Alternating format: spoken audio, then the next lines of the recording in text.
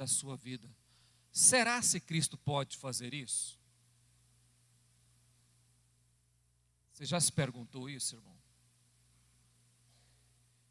Sim ou não, irmão? Eu estou ouvindo de novo, irmão. Eu não quero ouvir a frente, eu quero ouvir o retorno aqui. Estão aumentando o som da frente, deixando eu sem retorno. Se você ainda não se perguntou sobre isso, o que Cristo pode fazer?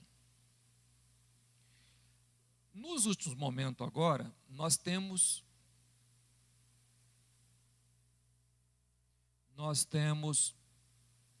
tem alguma coisa errada, tá? Bota a minha regulagem que está aí, deixa ela, tá bom? Deixa ela aí, que eu fico satisfeitinho. Amém, irmão? Nos últimos momentos agora, tem muita gente, irmão, que está diminuindo o nosso Cristo. Como se ele fosse uma pessoa qualquer. Colocando ele tão humano, que ele está perdendo o poder. Então, trazendo uma humanidade que não existe, no sentido que nós queremos que ela exista. Cristo também foi humano, mas não diminuiu o Deus que ele é. Ele era 100% divino e 100% humano. Então, uma natureza não apagou a outra. Mas agora tem muita gente que está querendo colocar assim, fazer um Cristo se tornar mais humano, é mais parecido. E isso faz a gente repensar o nosso cristianismo. Então a minha pergunta é, o que Cristo pode fazer? Abre a sua Bíblia em João capítulo 2, verso 10. João 2, verso 10. Vocês conhecem essa leitura?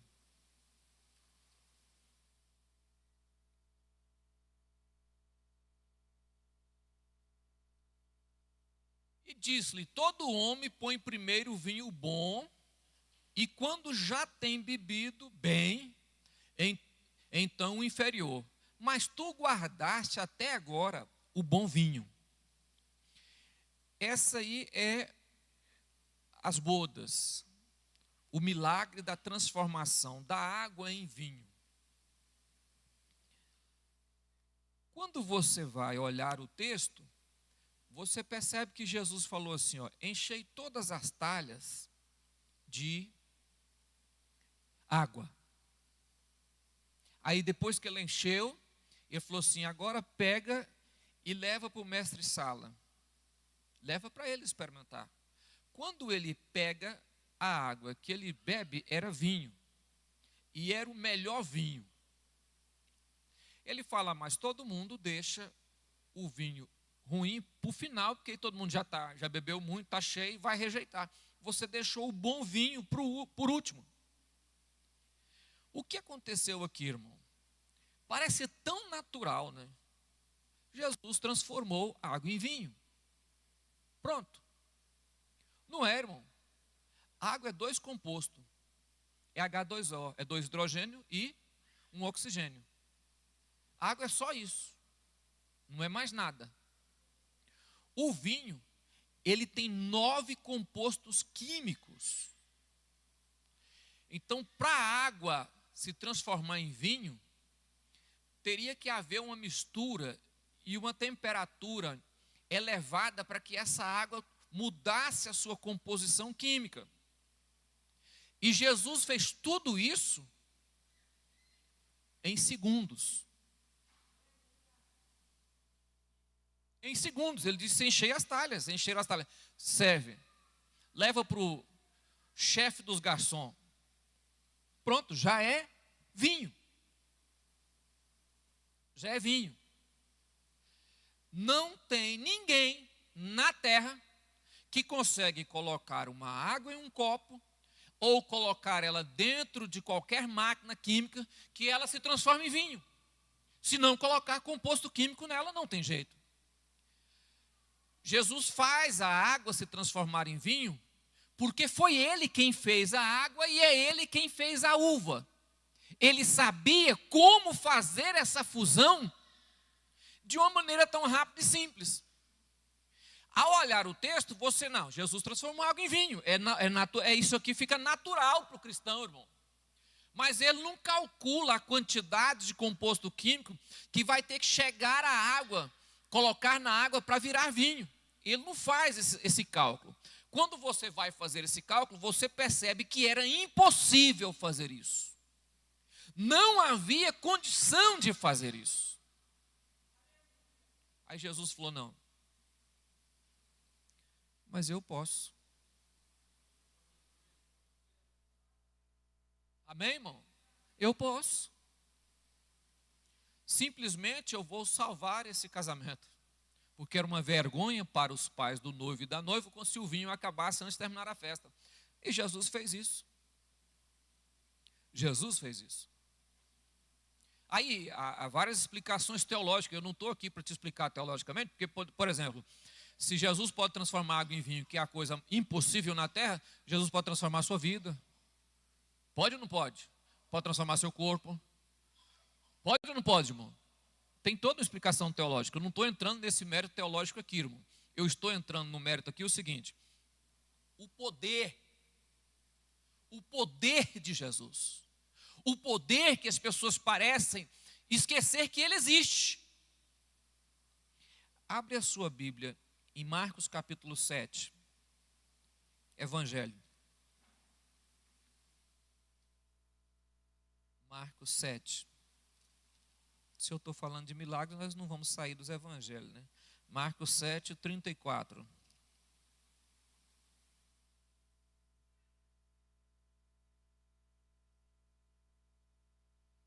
E levantando os olhos ao céu, suspirou e disse, Efatá, isso é, abre-te. E logo se lhe abriram os ouvidos, e a prisão da sua língua se desfez, e falava perfeitamente. Jesus curou um homem que era surdo e gago.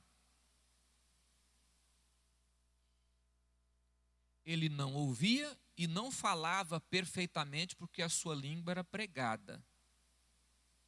Era gago. Não falava perfeito. Natural. Natural. Não é natural? A coisa mais natural do mundo. Ele chegou no gago e falou assim, abre-te. Pronto. Não é natural? É a coisa mais natural do mundo. Há algum poder nisso aqui? Experimenta fazer isso você. Chega em alguém e fala, abre-te, para você ver se vai abrindo. Mas o Deus que estava ali foi o Deus que fez o ouvido e a língua. Não é isso que ele fala para Moisés? Senhor, eu não sei falar. Ele fala, Moisés, foi eu que fiz a língua. Você está confundindo as coisas, Moisés. É eu que fiz a língua. Você está falando para quem fez a boca, que você não sabe falar? Se eu quisesse que você falasse diferente, eu tinha que colocar duas bocas em você. Ué. Olha para mim, irmão.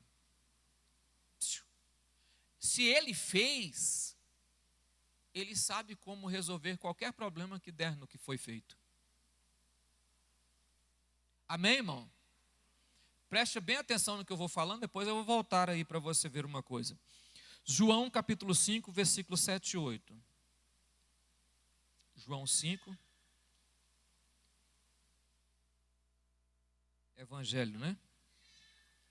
É tudo que eu falar é evangelho, irmão.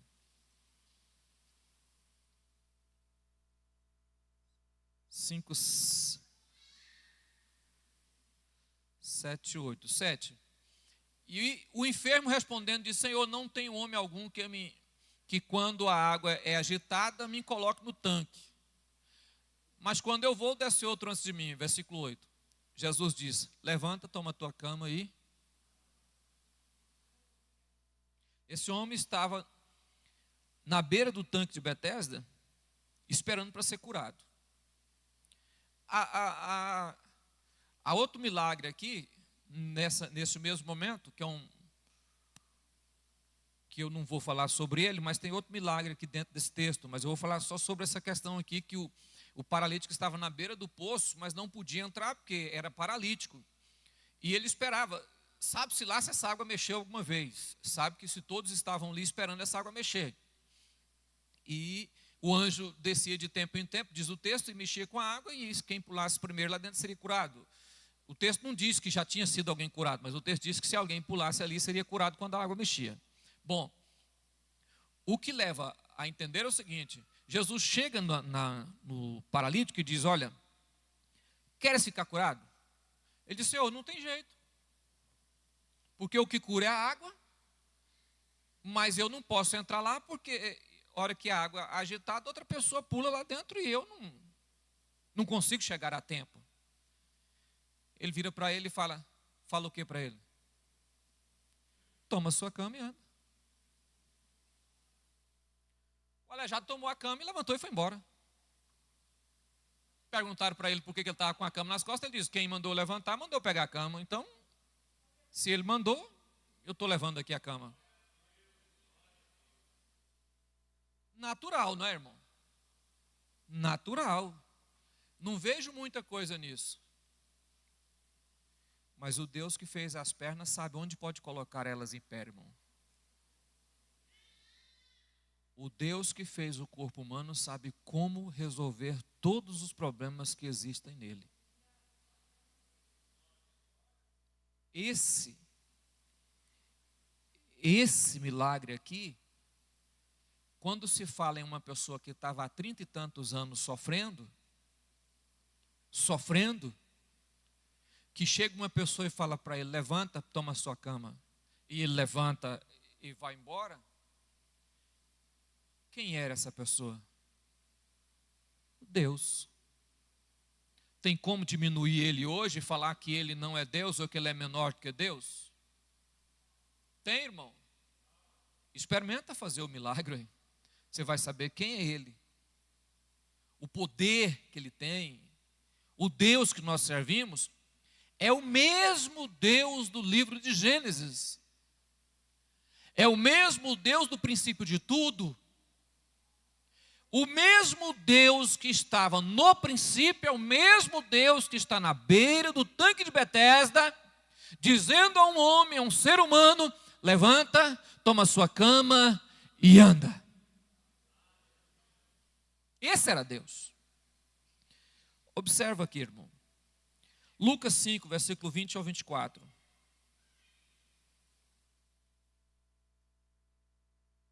Lucas capítulo 5.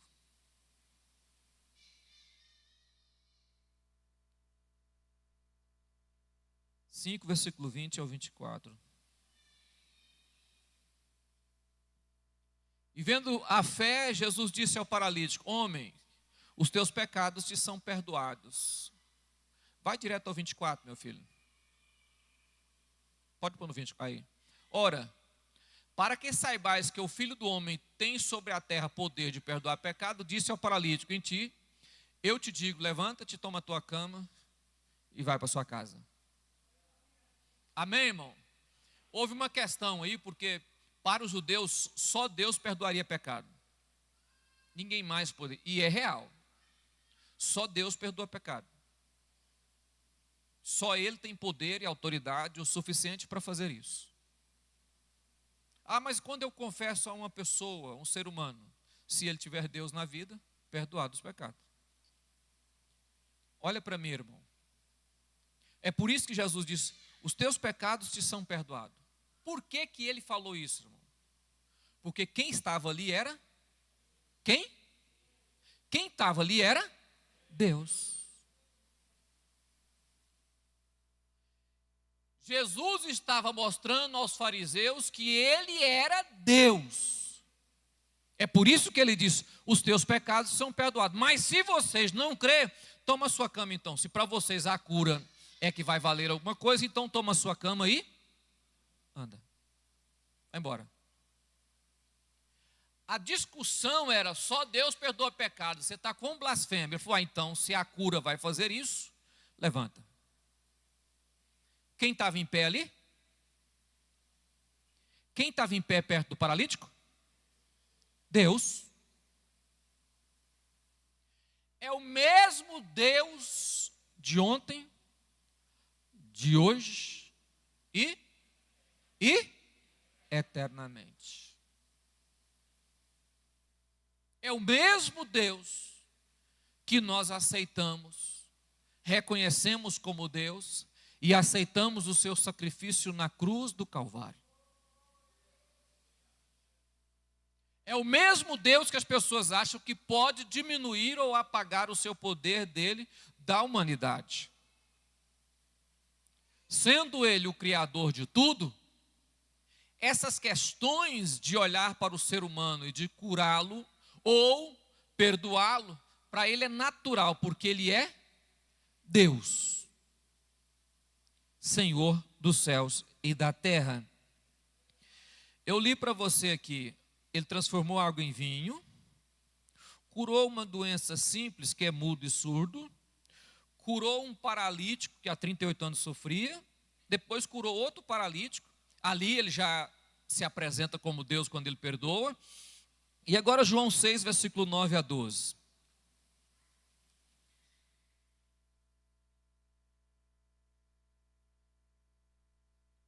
João 6.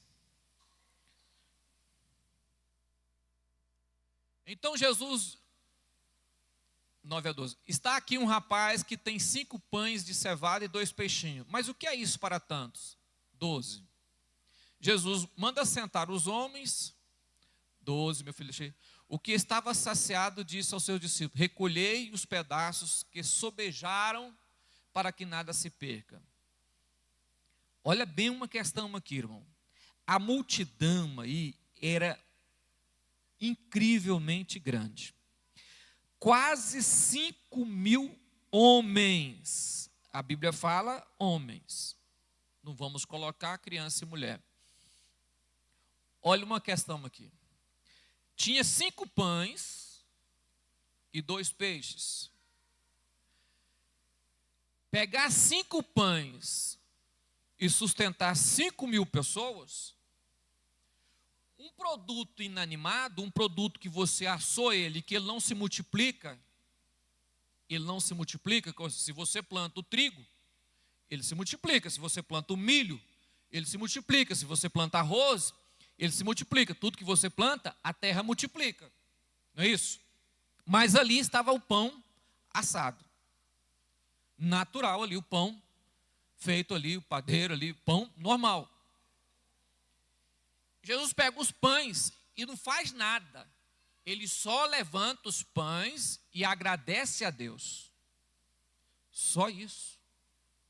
E diz: agora pode distribuir os pães. Ninguém via os pães de um transformar em 2. Mas cada vez que partia os pães, eles aumentavam os pedaços. A multiplicação estava no partir. Cada vez que partia os pães, ele aumentava os pedaços. Isso alimentou todas as pessoas que estavam ali, e ainda sobrou 12 cestos de pães. 12 cestos de pedaços com pães, né? 12 cestos de pedaços de pães. Então, sobrou 12 cestos, que sobrou do que era 5 pães. Você já pensou nessa multiplicação, como que Deus fez isso? Transformar água em vinho, tinha todo o vinho, já estava ali, já estava as talhas cheias, só mudar a qualidade da água, o produto químico. Agora, pegar o pão e fazer ele virar vários pães ali, pedaços de pães, seria algo extraordinário. Amém, irmão? Amém? Mas o Deus que estava ali é aquele lá do deserto de Maná.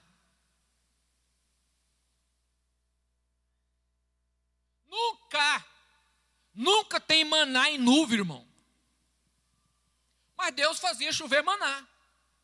E o maná servia para fazer pão. Mas não tinha maná em nuvem. Mas Deus fazia chover maná. Mas não evaporava para poder ficar ali. Mas Deus fez essa questão, plantar lá nas nuvens e descer para eles, e foi durante o tempo que eles esteve no deserto, 40 anos, Deus sustentou todo o tempo com maná. Quem estava ali? Deus. Multiplicar pão é a coisa mais simples do mundo, porque o pão estava na mão. O maná não tinha onde estar. E ninguém sabia o que era. E ninguém definiu o que era.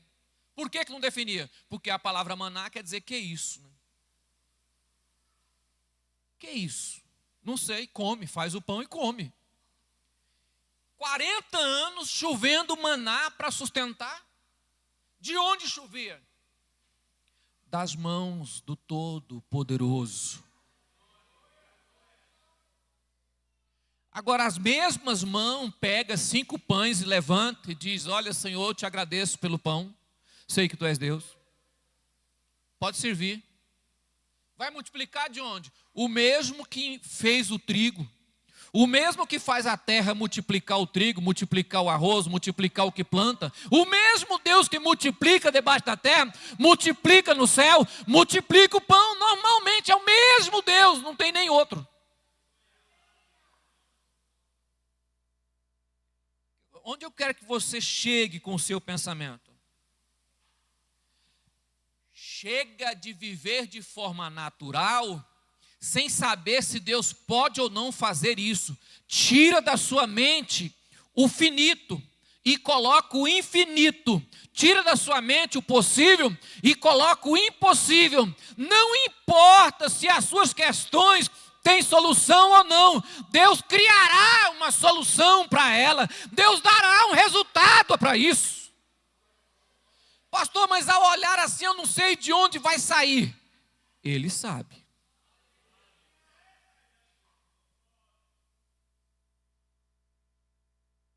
Ele sabe, ué. Vamos à frente. Mateus 8, versículo 26.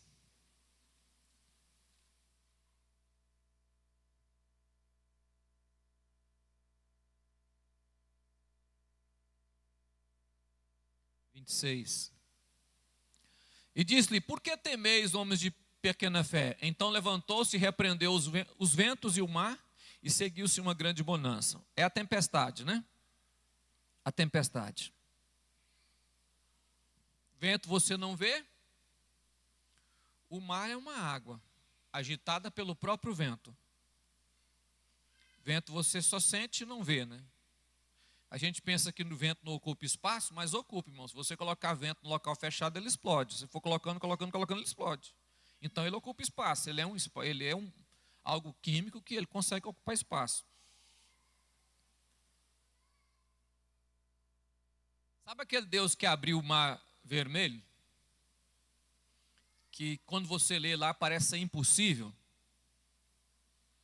Que eu gosto de olhar milagre, irmão, é com os olhos natural.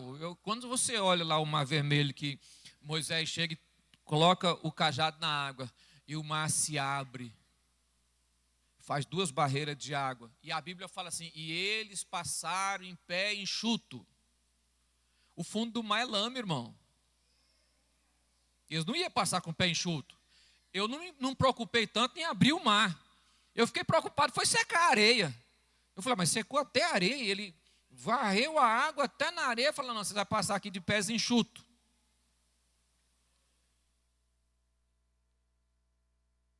Lá Moisés não dá uma ordem, não fala nada. Deus fala assim: toca o seu cajado na água. Ele toca a vara lá, e a hora que ele toca a vara, o mar se abre.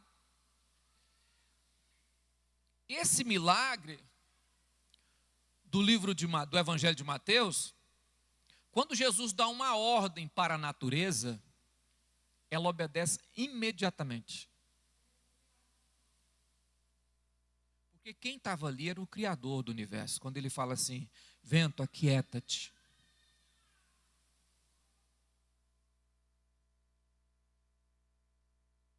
Porque Jesus levou a este lugar e fez este milagre, irmão. Olha o final do texto para você ver uma coisa.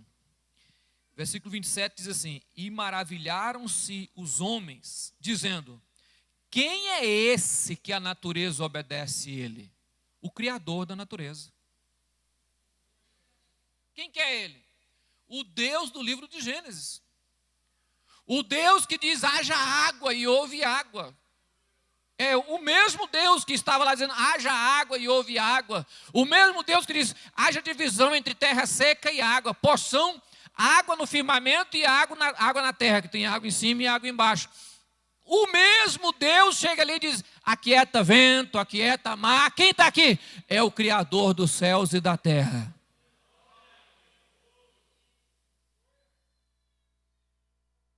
Jesus, quando Paulo, eu vou colocar Paulo, não tem definição se é ele, mas quando Paulo escreve, Jesus Cristo é o mesmo.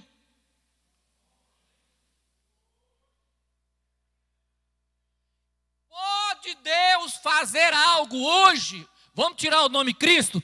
Pode Deus fazer algo hoje aqui? Pode, Ele é Deus. Se Ele quiser fazer, Ele vai fazer, porque é Deus. E sendo Deus, todas as coisas do universo, tudo obedece à ordem dele. Eu estava vendo um vídeo sobre filosofia, que eu também sou fã de filosofia. Todo mundo que estuda teologia fica apaixonado por filosofia. Diz que filósofo não tem nada de Deus, mas tem, irmão. Filosofia é uma coisa boa, se bem usada. O universo, ele tem 700 bilhões de galáxias. Ele é uma forma cilíndrica. Se pensa que ele é uma forma cilíndrica, tipo um cano. 700 bilhões de galáxias. Nós estamos em uma galáxia chamada Láctea, Via Láctea. Nós estamos em uma galáxia. Existem 700 bilhões de galáxias. Na nossa galáxia estima, não é verdade, mas estima-se que tem 100 bilhões de estrelas. Nós moramos em uma chamada Terra. De 100 bilhões, nós moramos em uma que chama Terra. Amém? E perto de nós tem uma estrela que chama Sol. Nós somos o terceiro planeta em referência ao Sol de distância. Então, perto de nós tem uma estrela que chama Sol. Mas a Terra, em referência a 100 bilhões de estrelas, ela é uma pontinha de agulha nesse universo. Amém, irmão? Já que a nossa galáxia é uma pontinha de agulha no universo inteiro. Agora, nessa pontinha de agulha, tem você, que está entre 7 bilhões de ser humano. Aí está lá só aquela pontinha de areia. Olha para mim, irmão. Te falta algum cuidado? Deus tem deixado de cuidar de você? Você não é nada em referência a tudo que é criado, mas mesmo assim, Deus está com as mãos estendidas sobre a sua vida. Vamos continuar nosso estudo aqui, irmão, só para animar o seu coração aí. Marcos capítulo 5, versículos 6, 7 e 8. Marcos. Se o relógio deixar, nós terminamos. Marcos capítulo 5. 6, versículo 6. E quando viu Jesus ao longe, correu e... 7. E clamando com grande voz, diz: que tem eu contigo, Jesus, filho do Deus? Conjuro-te por Deus que não me atormentes. 8. Porque ele dizia: sai deste homem, espírito imundo. Jesus estava conversando com quem? Quando o demônio viu Jesus, correu, dobrou o joelho diante dele e o adorou.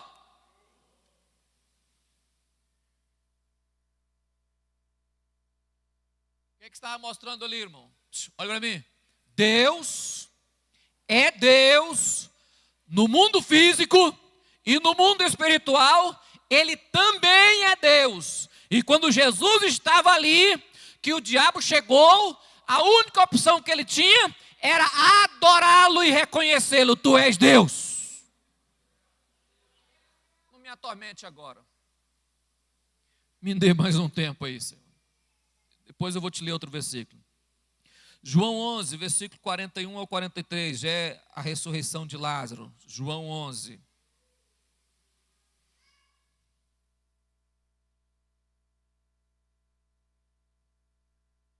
41, tiraram, pois, a pedra, e Jesus, levantando os olhos para o céu, disse: Pai, graças te dou, por me haveres ouvido. Eu bem sei que sempre me ouve, mas eu disse isso por causa da multidão que está ao meu redor, para que creia que tu me enviastes. E tendo dito isso, clamou com grande voz: Lázaro, vem para... Aonde Lázaro estava? No céu, rapaz. Lá estava era o corpo, Lázaro estava no céu, no túmulo. Esse apelou, o pobre homem ficar preso lá 4 dias. Ele estava no céu. Aonde Lázaro estava? No céu. Quem estava ali? Deus. Quem estava ali? Deus. Deus estava na porta da sepultura de Lázaro. Quem estava ali? Deus. Deus estava na porta da sepultura. Quando Deus chega lá e diz: tira a pedra, já tem mau cheiro. Eu disse: tira a pedra. Tiraram a pedra. Ele disse: Pai, eu vou te dar graça, não porque eu sei que o Senhor me ouve. Sempre tem me ouvido, ou seja, está no passado. Eu sei que o Senhor já me ouviu. Mas, por causa das pessoas que estão aqui, eu estou clamando ao Senhor. Lázaro, sai para fora. Irmão, eu não me interessa se Lázaro ressuscitou, porque para mim não faz grande diferença Lázaro ter ressuscitado. Para mim isso não muda nada. Agora, o que me chama a atenção é Deus ir lá no mundo espiritual, pegar o camarada, trazer para o mundo físico e dizer: fica aqui. E ele faz as duas coisas ao mesmo tempo. Por quê? Porque também ele vem no mundo físico, pega o camarada e leva para o mundo espiritual. Ele tira do mundo físico, leva para o mundo espiritual, tira do mundo espiritual, traz para o mundo físico, e a pessoa fala assim: mas o corpo dele estava em decomposição. Mas quem estava ali é quem fez o corpo. Aí. E quando ele fez era terra. E mesmo sendo terra, ele transformou em carne. E levantou quando era terra. Agora, por que estava em decomposição, valia alguma coisa? Era terra, estava voltando para a terra. Deus falou: está voltando para a terra, mas volta de novo, porque agora eu dou o corpo a Lázaro. Lázaro, levanta e sai daí. Existe um hino que as pessoas cantam, que é o seguinte: que quando Jesus clamou ali, Lázaro, sai para fora, diz que a voz ecoou no céu e os anjos, todo mundo estremeceu e disse: manda, volta. Você não era nem para estar aqui, rapaz, volta. Não. Deus está na porta do túmulo te chamando de volta, vai embora. Eu não tenho direito de ficar aqui. Olha para mim, irmão. Agora você imagine quando Elias entrou no céu com carne e osso, né? Elias, arrebatado, Deus leva ele para a vida espiritual. E não deixa o corpo dele, leva o corpo também. E ele entra no céu. Os anjos olhou e falou: mas quem é isso? Não é Elias, é que eu resolvi tirar ele da terra e trazer para cá por um tempo. O mesmo Deus que transporta do mundo espiritual para o mundo físico, leva do mundo físico para o mundo espiritual. Ele faz isso com uma perfeição tão grande. Por quê? Porque ele é Deus. Amém, irmão? Agora eu te pergunto: por que temer a morte? Se Deus faz isso com uma maestria muito grande. Vamos à frente? Os meninos estão chegando, está até me atrapalhando já, irmão.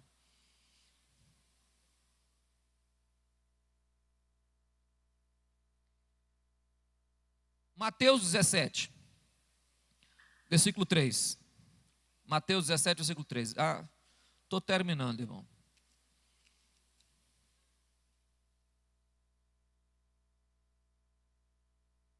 Mateus 17, 3. É isso? É. E eis que lhe apareceram Moisés e Elias falando com ele. Foi no Monte da Transfiguração. Nós chamaríamos de fantasma, né? Apareceu o fantasma de Moisés e Elias. Quem estava ali era Deus. O que ele estava fazendo? Conversando com Moisés e Elias. Moisés e Elias estavam no mundo espiritual. Deus pegou eles, trouxe para o mundo físico e falou: vamos conversar. Mas você não entende essas questões. Mundo espiritual não há barreira, não há parede, não há mundo físico. Mundo físico tem barreiras, tem parede, o corpo é palpável. Mundo espiritual não tem corpo, não é corpo palpável. Mas Deus faz isso de uma forma tão magnífica. Moisés, vamos bater um papo, vem cá. Vamos conversar aqui um pouco. Vem cá, Elias, vamos conversar um pouquinho aqui. Começa a conversar ali, bate um papo ali, depois volta. Deus faz isso de uma forma extraordinária. Por que Deus faz isso? Porque Ele é. Nós não servimos o Cristo abaixo de Deus, não. O nosso Cristo não é o Cristo abaixo de Deus, não. O nosso Cristo é Deus. Deus encarnado se chama Jesus Cristo. Para terminar, Apocalipse 2, verso 18, irmão. Porque Deus é Deus. Não tem como nem falar outra coisa, porque Deus é Deus. Será seu? Põe 1,18 aí, meu filho. Acho que o versículo é 1,18. Deixa eu ver se é isso mesmo. É isso aí, ó. Apocalipse 1,18. Vamos ler, irmão?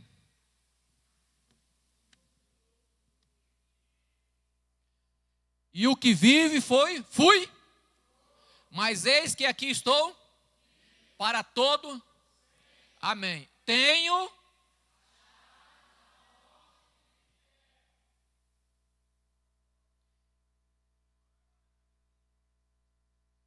Trago nas minhas mãos o poder, o controle.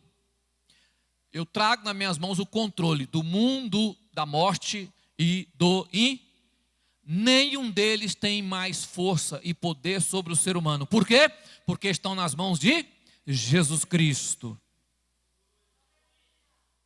Até no inferno, Jesus é Senhor.